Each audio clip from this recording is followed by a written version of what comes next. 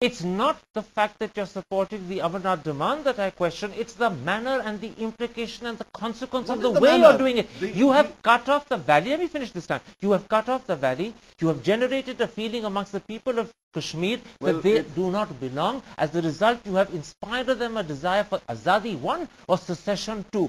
Movements that were latent have now revived. Suddenly, the whole valley with one voice is shouting, Jiye Pakistan. Do you know what they're saying about India? They're saying, Bharat, teri maut aayi. And your blockade is solely responsible for this. Well, I reject this suggestion that you are making in toto. What you are suggesting that there is a blockade only aids the kind of false propaganda which is done by the separatists. Not only I reject it, this is supported by what the journalists who have been flown by the government of India in the army helicopters, along the helicopters. What about the journalists who are there, who know Kashmir, who live there, who write for the papers? Well, let me tell you, people who have seen it, cameras don't lie, men do.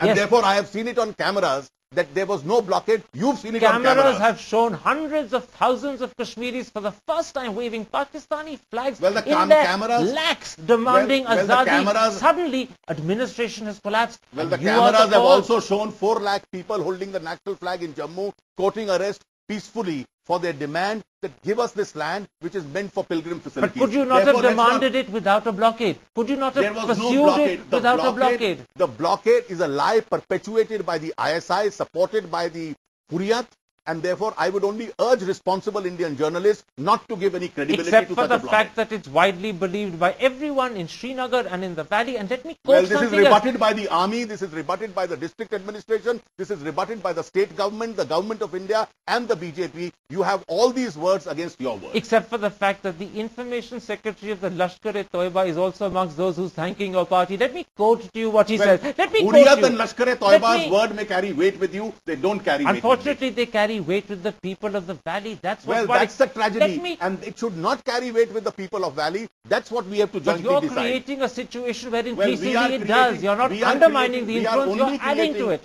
We are only creating a situation where people in the valley should not raise a demand which is separatist in character, and the government of India should not cow down to a demand which is separatist. But look at the way that you've inflamed separatist sentiment. This is what the information secretary of the LET says. He says the BJP suits us. Lashkar-e-Toiba is getting a good response because of the BJP sentiments. And then he says, we pray to God they come to power again. Then we will emerge even stronger. Well, I have nothing to say. You are doing what Pakistan failed to do in 6 years. We've been in power at 6 years in the center. We initiated a peace process. We moved Kashmir towards the direction of peace. And now you're pushing it all the way to Pakistan. We are not doing that. All we are doing it is, if separatists raise a demand, don't allow the aspirations of the nationalists to be cowed down. All right, let's take a break at that point. Let's come back and talk about one other way in which, without thinking, and simply because you're trying to get the best interest for your party, you're once again pushing Jammu into a divide with the valley. That's in a moment's time after the break.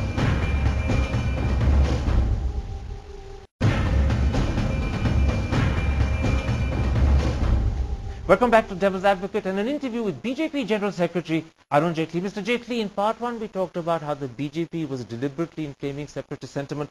You disputed it. I insisted that was how the valley saw it. What's perhaps even more inexplicable is that in those very circumstances now, your former party president Venkaiah Naidu is claiming that Jammu is underrepresented and unfairly treated by the political system, that it hasn't got an adequate representation in the state assembly. Is this the right time at which to raise such emotional, political, sensitive issues? Well, let's first know the facts. Today, you have in Jammu more number of voters numerically, and yet they are underrepresented in the assembly. They have lesser jobs as far as state government is concerned. They have lesser admissions as far as colleges are concerned.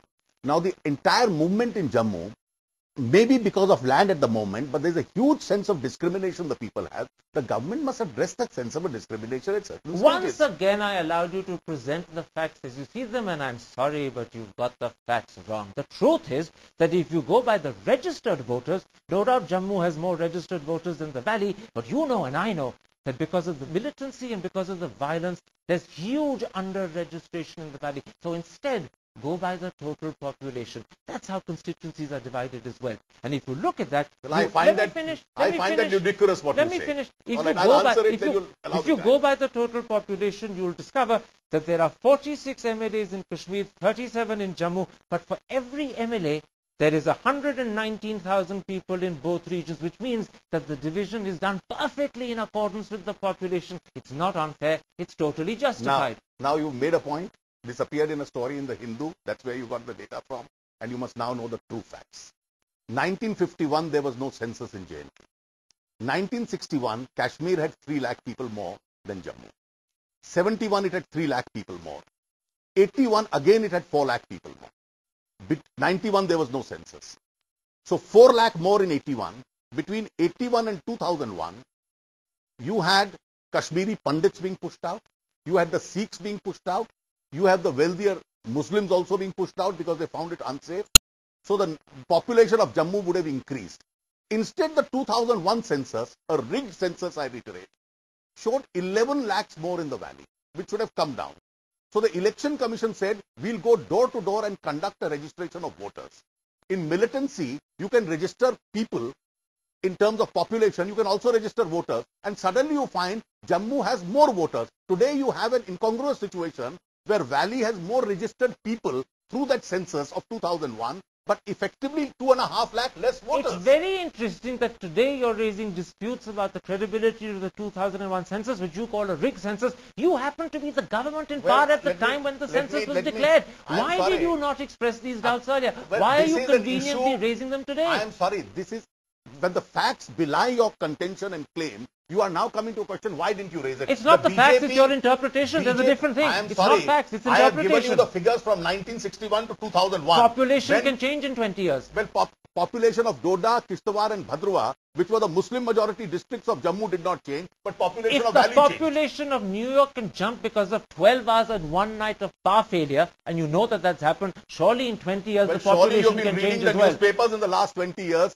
People migrated out of the valley, did not migrate into the valley. Why? So population should have come down. It couldn't have increased 11 lakhs. But if it's a rigged census, why did you not raise this concern when you were in power? It happened in your time. I'm sorry, this has been raised at every stage.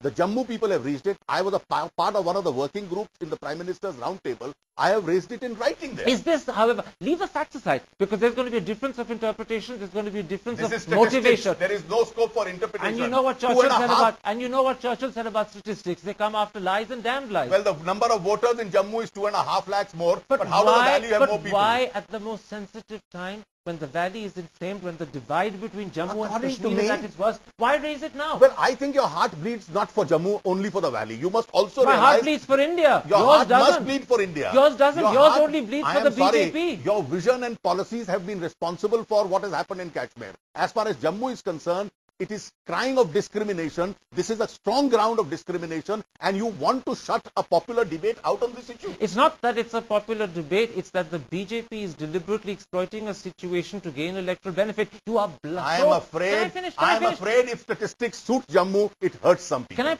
finish the question? You're so blinded by your belief that by jumping onto the Jammu bandwagon, you can improve your electoral prospects for the next election, that you don't care what happens to the valley. You're putting the BJP before the country, and that's what I'm accusing you of. I am putting the country before, and that is why I am deeply concerned about 60 years of policy where this separate status concept of Kashmir has led to a movement towards separatism. I think the history will make a cruel judgment one day. Was the Nehruvian vision right on Kashmir? Was Dr. Mukherjee's vision right? And I'm sure both of us will await that judgment. I'm glad you brought up history. Today, many people in India believe that India could be at the brink of losing the valley forever. If that were to happen, history will judge that the BJP was the person that gave the valley the first push into the arms of Islamabad. Well, the history will then say this will not happen. This will not happen because I am one of those who firmly believe Azadi is not even a distant dream for those separatists. It's an impossibility. India will not and should not even compromise with an inch of its territory. The tragedy is that the BJP may make a distant dream of reality. I am therefore not going to get into the blame game, though I firmly believe the Congress even today must correct 60 years of error into which it has fallen. All right, Mr. Jaitley, I'll let you have the last word. A pleasure talking to you on Devil's Advocate.